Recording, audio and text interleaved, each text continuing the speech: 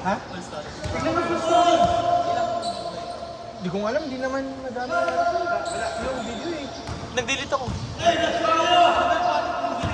Ha? 4K. Ganon? Mataas yun? Kahit yung regular, ano lang, regular quality lang, pwede na. Okay, okay. Basta kayo sa mga recently deleted, pina-delete nung app para para mas malaki yung na bakante. Wala takas quality pag 4K. Pag in-upload na sa YouTube, ano eh. Last one ka lang! Kahit 2,150 pixels.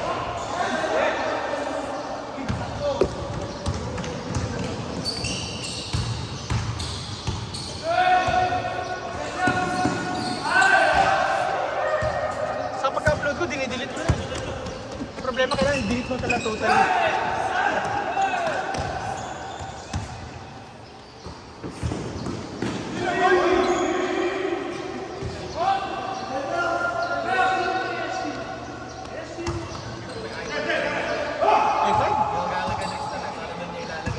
Ah?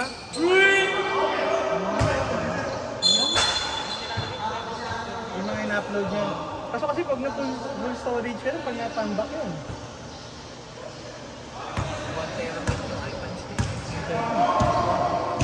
Pero kung video ka ng video, pupuno agad yan.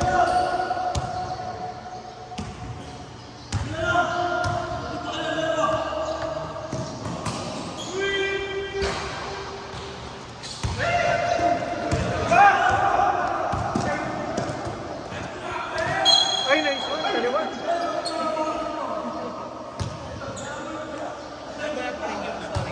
Paano? 2 terabyte to 500. Paano? Cloud. Cloud.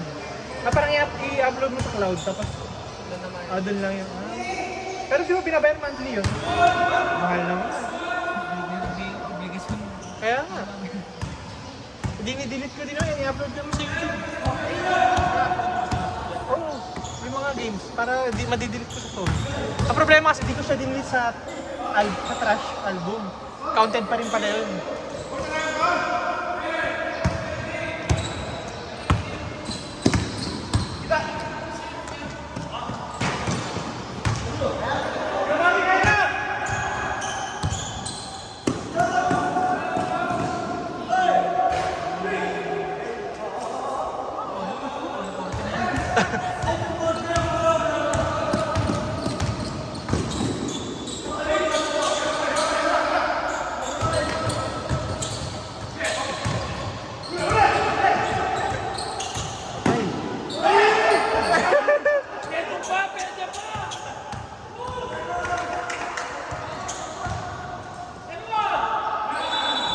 Game ball.